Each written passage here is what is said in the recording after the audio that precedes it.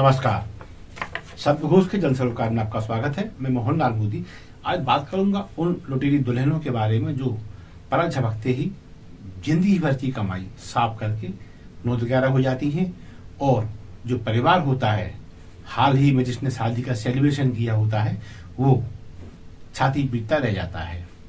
तो आइए हम पहले ये देख लेते हैं कि आजकल प्रिंट मीडिया में, सोशल मीडिया में और इलेक्ट्रॉनिक मीडिया में हर कहीं ये खबरें सुर्खियों में है कि अमुक घर में शादी समारोह हुआ और 2-4 दिन में जब भी मौका मिला दुल्हन गायब पाई गई।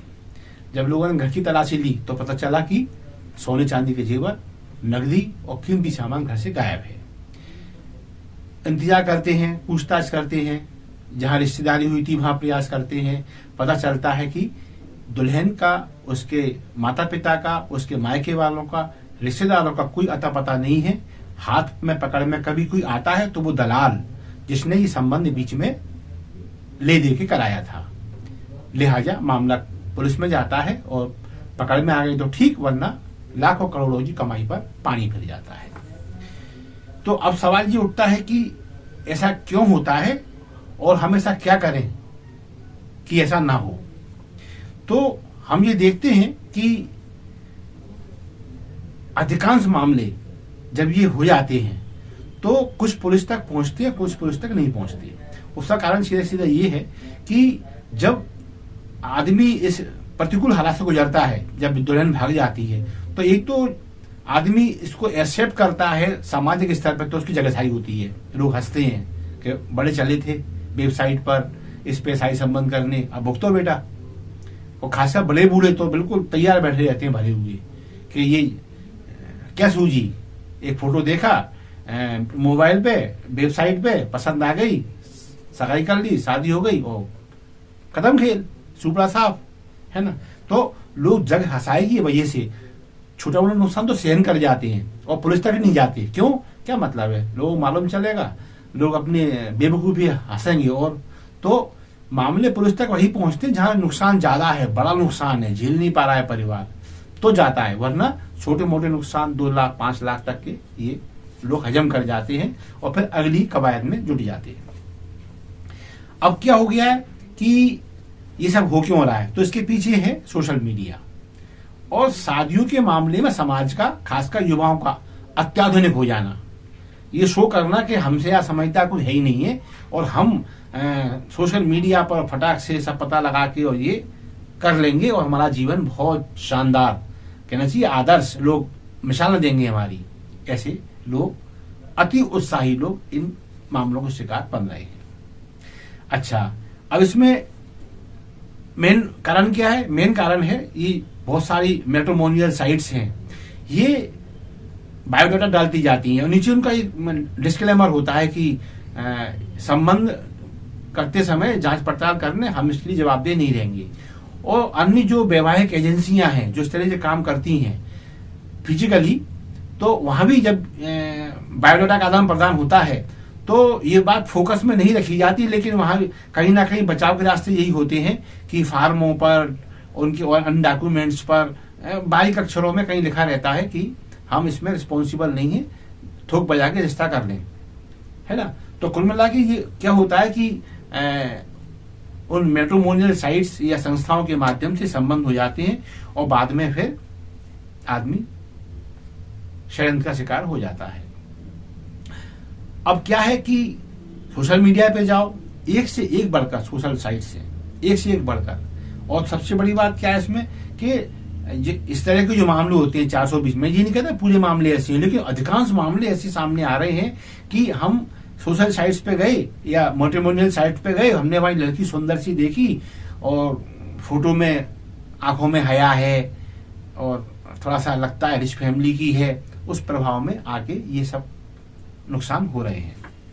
बस यहीं पे आदमी लट्टू हो जाता है, उसको फोटो में ये मतलब कहते हैं ना पारखी नजर, उसकी तथाकथित पारखी नजर ने ये सब देख लिया कि यार लड़की बहुत शर्मो हया वाली है और पढ़ी लिखी भी अच्छी है, मिस फैमिली की लग रही है। और वो इस चक्कर में क्या करते हैं वो कि ये बात चलने लगती है, फ्रेंडशिप हुई, फ्रेंडशिप के बाद डेट के बाद फिर शादी का या कहना चाहिए प्रेम का इजहार और फिर सगाई, चटमंगनी पर शादी और हफ्ते भर के अंदर दुल्हन फरार। जब दुल्हन जाती है तो ये तो बहुत अंडरस्टूड है कि जब घर में बहू आती है तो बर पक्ष के लोग कुछ जेवर चढ़ाते हैं, इसे चढ़ावा बोला जाता है, तो ये भारी भरकम होता है। और कुछ लोगों में कहना चाहिए ना एक प्रदर्शन का भी चलन है आजकल, दिखना चाहिए हम कितने पैसे वाले हैं, और एक कहना चाहिए दुल्हन के स्वागत का उत्साह भी होता है।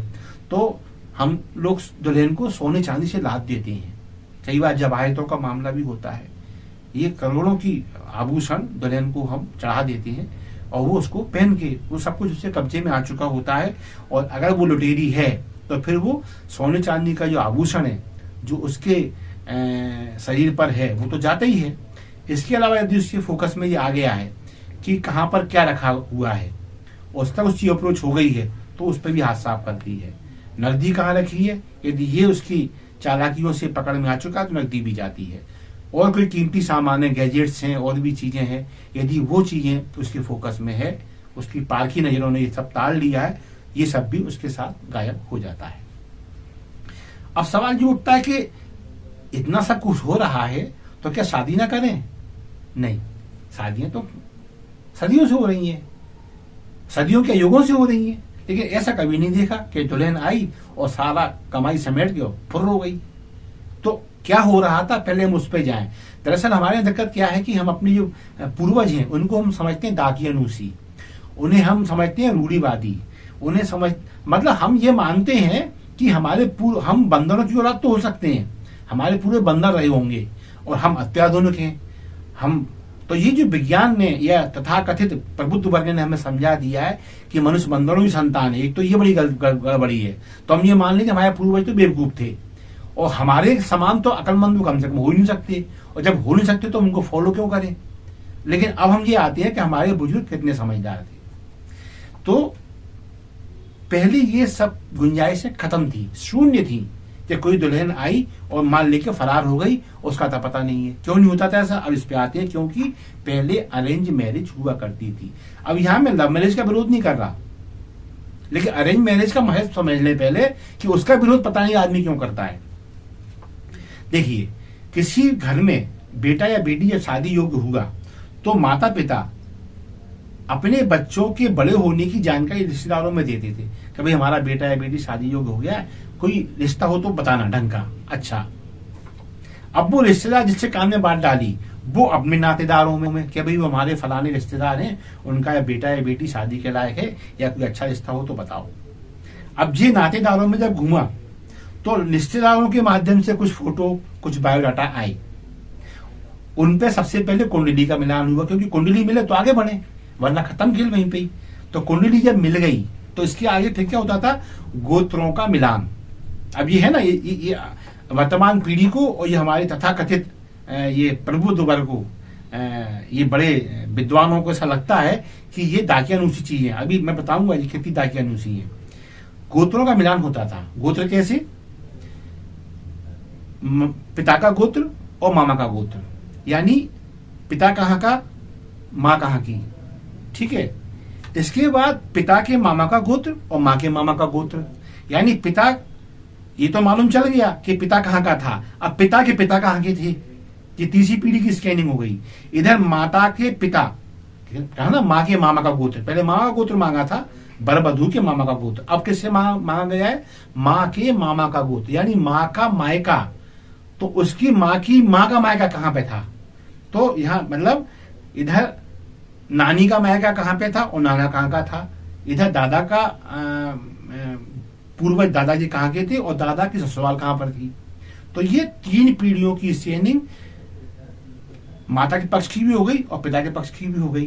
तो इसमें बड़ी एक श्रृंखला सामने आती थी, कौन ताई है, कौन ताऊ है, कौन बुआ है, कौन फूफा है, कौन बड़ा बहनोई है, कौन सी बहन, कौन, ये सब चीजें तीन पीढ़ी की स्कैनिंग इन चार गोत्रों में हो जाया करती थी। वरवधू के पिता का गोत्र और मामा का गोत्र, यानी ये कहा हुआ अपना गोत्र, वरवधू के पिता का गोत्र और मामा का गोत्र। फिर चला पिता के मामा का गोत्र और माँ के मामा का गोत्र। तो ये 3 पीढ़ियों की स्कैनिंग होने के बाद सारी रिश्तेदारी सामने जाया करती थी कि कौन कहाँ क्या है। और इससे क्या हो जाता था कि जैसे मैंने कहा, पिता कहाँ से, माँ का मायका कहाँ है, पिता के पूर्वज कहाँ के थे, रिश्तेदारी कहाँ कहाँ हुई है, और फिर बरबधू के बारे में जैसे अब मालूम चल गया, ये जो जिससे हम संबंध कर रहे हैं उसके बहनोई कहाँ के हैं, उसकी बुआ कहाँ की है, उसके फूफा जी कहाँ के हैं, इनका कहीं और संबंध कोई इस परिवार का हुआ तो वो लोग कहाँ रहते हैं। तो इनके बारे में फिर राय कथित होती थी कि भाई जहां हम संबंध कर रहे हैं वो कैसे हैं, चाल चलन कैसा है, पढ़ाई लिखाई में महत्व कैसा है, पारिवारिक है कि नहीं, मतलब हमारी रुचि के अनुसार वो लड़का या लड़की है या नहीं, इसकी पहले बड़ी जांच हुआ करती थी। और जब आदमी बिल्कुल पुख्ता हो जाता था कि हाँ ये रिश्ता जम रहा है, लड़का या लड़की भी जम रहे हैं और लड़की के माता पिता, परिवार, रिश्तेदार, नातेदार और 3 पीढ़ियां भी लग रहा है कि जम रही हैं, तो फिर ये काम पुख्ता होता था। और इस पुख्ता होने से क्या होता था कि न लुटेरी दुल्हन भागती थी और न सामान गायब होता था। अच्छा, अब मैं थोड़ा सा, ये सब्जेक्ट अलग है हालांकि, लेकिन इस पे मैं आऊंगा कि आजकल के लोग जो कहते हैं अरेंज मैरिज में ये दहेज, तो दहेज तो लव मैरिज वाले मामलों में भी हो रहा है। लव मैरिज वाले मामलों में दहेज का कोई चाल चलन कम थोड़ी हो गया है। और दहेज के आधार पे आपने सिर्फ अरेंज मैरिज त्याग दीजिए तो कुतर्क है। फिर आते हैं गोत्रों पे, गोत्र क्यों पूछे जाते हैं। तो सुनो, जहां गोत्र टकराते हैं वहां संकर वर्ण की औलादें पैदा होती हैं। ये चीज आप महाभारत में आराम से देख सकते हैं। बुआ की लड़की, मामा का लड़का, ऐसे बहुत से संबंध मिलेंगे आपको। और उसका दुष्परिणाम भी महाभारत में बताए गए हैं, कैसे आपस में लड़ते कट के मर गए। ठीक है, जैसे कुंती बुआ है श्री कृष्ण जी की, लेकिन सुभद्रा कहां पर है, अर्जुन के यहाँ। तो ये क्या हुआ, रिश्ते में भाई हुए, मामा फूफा के। लेकिन जब ये हुआ तो क्या हुआ, ऐसे कई संबंध आपको महाभारत में जब बारीकी से पढ़ेंगे मिलेंगे आपको। अब सवाल आता है कि गोत्र का महत्व क्या है। तो कभी स्टडी करना, आदमी तो बहुत बुद्धिमानी और बुद्धिमत्ता का कहना चाहिए जीव है। किसी पशु पे ही आप वो कर लें इसको अध्ययन, तो आपको मालूम चलेगा पशु भी अपनी माता की संतान से सेक्स नहीं करता, और बल्कि वो जिस कुनबे में, वो जिस समूह में पला बड़ा है, वो समूह में सेक्स नहीं करता। चाहे वो शेर हो, चीता हो, बिल्ली हो, कुत्ता हो, ये अपने समूह से बाहर जाके सेक्स करते हैं। आखिर प्रकृति जन्य कुछ तो है जिससे ये तय होता है कि हमारे पूर्वज बेवकूफ नहीं थे और हम बंदरों की औलादे नहीं है। वेदों के अनुसार मनुष्य की उत्पत्ति ब्रह्मांड की रचना के साथ ही बताई जाती है। उससे सैकड़ों के हजारों प्रमाण मौजूद हैं।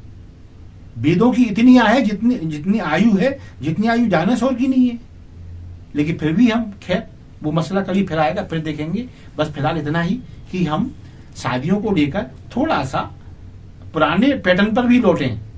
वैसे तो बहुत चीजें पुराने पैटर्न पे ही आ रही हैं, क्योंकि आदमी समझ में आ रहा है कि हमारे पूर्वज, अब समझ में आ रहा है जब पढ़ रही है, जब कि आदमी पुराना था वो हमसे ज्यादा समझदार था। उसका एक नमूना कब मिला, जब कोरोना वापस आया। तो कोरोना में डॉक्टरों ने बहुत सारी चीजें बताई, खाने से पहले हाथ धो, जूते बाहर उतारो। ये तो हमारे पूर्वज पहले से कहते थे। भाई वेस्टर्न संस्कृति में तो किचन तक जूता चप्पल जाता है, हमारे यहाँ ऐसा नहीं था। हमारे यहाँ पहले से यही था कि जब कोई बाहर से आता है या आप स्वयं बाहर से आते हो, जूता बाहर उतारो, उसके बाद अंदर घुसो, हाथ पैर धो। कोई मेहमान भी आ जाए तो उसके पैर धोते थे पहले, उसके हाथ धुलाते थे पहले, फिर उसको कहते अब आराम से बैठो, भोजन आ रहा है। ये चीज कोरोना में वापस लौट के आई। क्यों? हमारे पूर्वज हमसे ज्यादा समझदार थे। हम बंदरों की संतानें नहीं है। खैर, अब यदि हम इन चीजों पर गौर करें, ठीक है, लड़की लव मैरिज है तो लव मैरिज में भी तो कम से कम ये पता लगाएं लड़की के माता पिता कहाँ रहते हैं, उसके माता पिता कहाँ हैं, इसके मामा फूफा कहाँ है, इसके और बहन बहनोई कहाँ है। ठीक, हमें किसी संबंध नहीं रखना है, कोई दिक्कत नहीं है। पता तो लगा लो भाई, जिससे संबंध कर रहे हो उसका आगे पीछे कुछ है भी या नहीं, या फिर ये अकेले ही है और समेट के भागने वाले हैं। तो ये आपके हास्यास्पद होने की स्थिति है। यही कारण है मामले बढ़ रहे हैं। अच्छा है हम थोड़ा सा गोत्रों के बहाने से ना सही और किसी माध्यम से ये पता लगाना शुरू करें अब कि हम यहाँ संबंध कर रहे हैं, उस लड़की का या उस लड़के का आगे पीछे कोई है या नहीं, उसका कोई इसकी हिस्ट्री है या नहीं, 4 लोग उसे जानते हैं कि नहीं, उसके आसपास के जो रिश्तेदार नातेदार हैं वो शहर में या दूसरे शहरों में कहाँ रहते हैं, ये कुछ तो पता रहे, ताकि कोई अनहोनी हो भी जाए तो एक लिंक तो आपके हाथ में पकड़ में तत्काल आ जाए कि भाई ये उसके रिश्तेदार, ये उसके नातेदार, तो उसके पकड़े जाने की संभावनाएं बढ़ जाती हैं और हमारा धन जो चला गया है हाथ से वो वापस आने की संभावनाएं भी जीवित बनी रहती हैं।